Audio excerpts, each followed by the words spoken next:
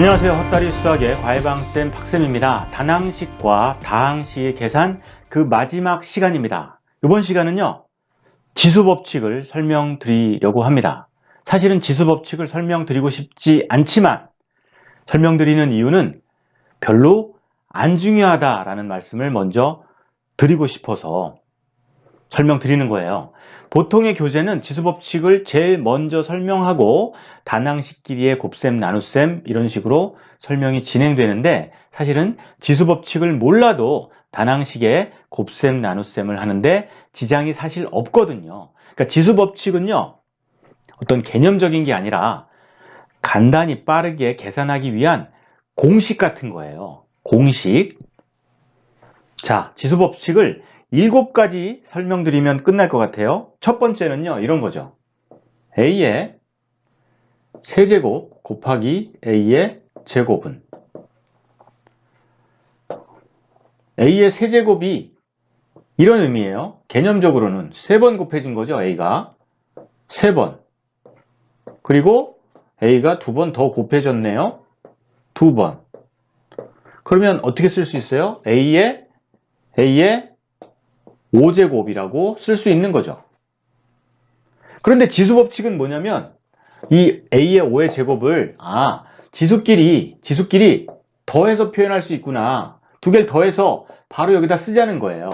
이런 개념적인 상황을 생각하지 말고 빠르게 계산해 보자 라는 거죠. 빠르게. 이게 지수법칙의 실체예요. 그러니까 지수법칙을 몰라도 할 수 있다라는 거죠. 자, 지수법칙 7가지 정리해 보겠습니다.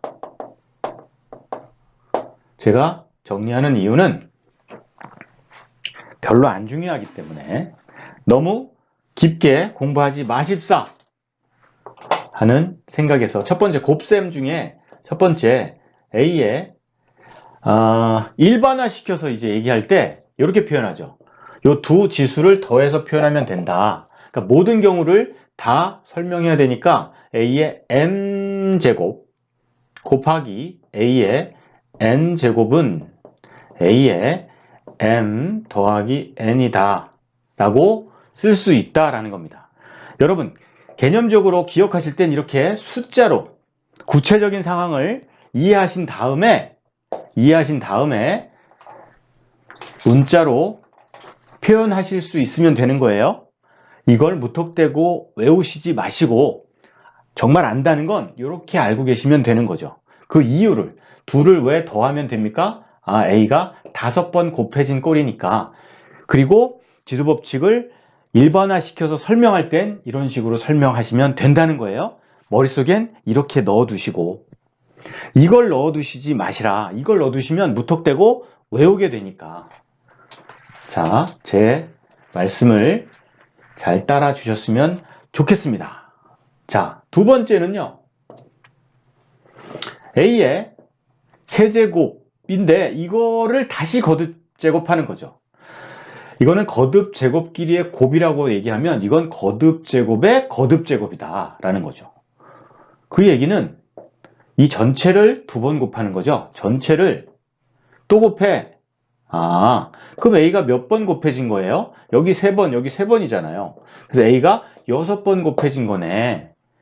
그랬더니 간단히 생각하면 이렇게 두 지수끼리 곱해서 표현하면 되겠구나, 두 지수끼리 곱하면 되겠구나, 이게 지수법칙이에요. 이걸 또 문자로 일반화 시켜서 얘기하자면 a의 m승의 n승은 a의 m 곱하기 n이다 라고 쓸 수 있다라는 거죠. 자, 곱하기 했고, 자, 두 번째는 나누기 얘기입니다. 나누기. 예를 들어서 a의 5승 나누기 a의 2승 제곱, 지승, 2승이라는 표현 안 쓰죠. a의 제곱, a의 5제곱 서로 나누면 이런 거죠. 5번 곱해지고 분자에는 2번 곱해진 거죠. 자, 여러분 이렇게 써야 됩니까? 아시죠? 자, 5번 곱해진 거고 분모에는 2번 곱해진 거죠. 약분합니다. a로 약분하고 또 a로 약분합니다. 이제 a가 3번 곱해진 게 분자에 남아 있는 거죠. 아, 이 수에서 이 수를 빼면 되겠구나 라는 겁니다. A, 5 빼기 2라고 표현하면 되겠구나. 두 수를 빼면 여기 써지겠구나 라는 겁니다. 여러분, 왜 빼면 되죠? 개념적으로 이렇게 이해하고 계시면 됩니다. 그렇죠? 그런데 일반화시키는 경우에는 이렇게 쓸 수 있다는 거죠.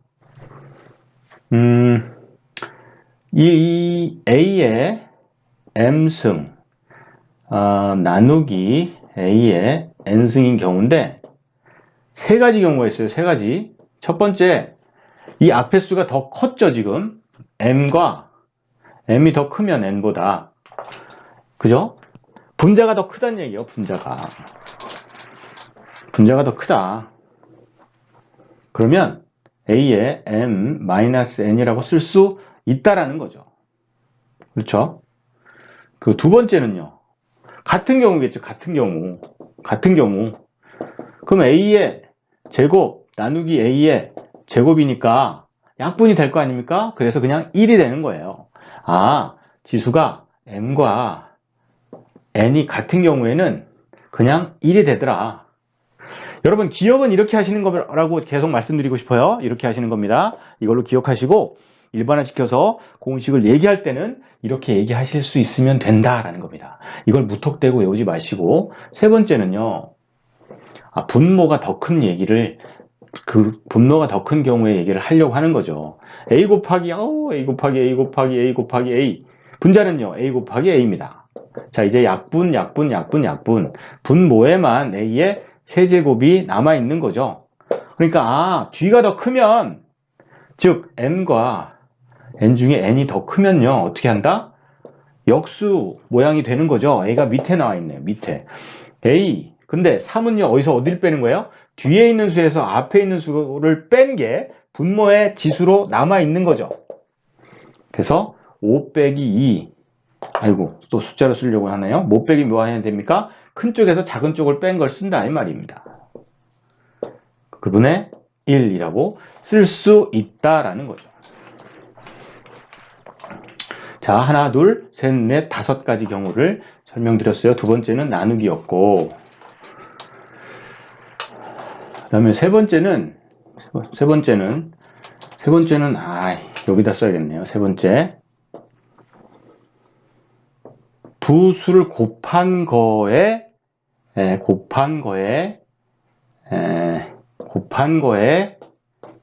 거듭제곱. 곱의 거듭제곱이다. 이렇게 표현할 수 있는데, 이게 무슨 의미입니까? 어떻게 되는 거죠? 무슨 의미예요? A 곱하기 B를 세 번 곱했다는 얘기죠.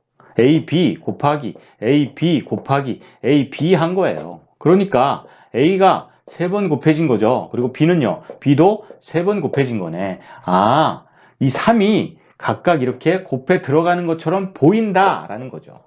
개념적으로는 이렇게 이해하시면 되는 거고, 이렇게 기억하시면 되는 거고, 일반화시킨 공식에서는 이걸 기억하시면서 설명해 내시면 된다. A의 M승 곱하기 B의 M승이라고 쓸 수 있다라는 거죠. 그 다음엔 이거 할 거예요. B분의 A의 N승은 어떻게 되는가? 자, B분의 A의 세제곱은요, 어떻게 씁니까? B. 이거 무슨 의미입니까? 무슨 의미? B분의 A 곱하기 B분의 A 이렇게 쓰실 수 있어야 돼요. 지수법칙을 잊어먹으셔도 계산하실 수 있는 거니까.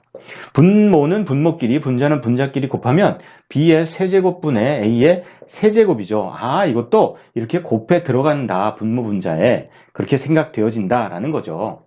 그렇게 알 수 있다. 개념적으로는 이렇게 아시고, 일반화시킨 공식에서는 이 모양을 그대로 집어넣어서 이렇게 A의 M 나누기 B의 M이라고 표현할 수 있다라는 겁니다. 여러분, 이 공식을 무턱대고 외우시면 안 됩니다. 그렇죠? 이해하시는 거예요. 이해하신 상태에서 지수가 구체적인 숫자로 주어진 상황을 이해하시고 공식을 설명할 필요가 있을 때는 그 상황을 이해하시면서 설명을 하시는 겁니다. 이걸 먼저 외우시는 게 아니다. 그건 거꾸로 공부하시는 거다라는 겁니다. 그러니까 지수법칙을 좀 정리를 하면, 한마디로 정리하면 이런 거예요. 지수법칙은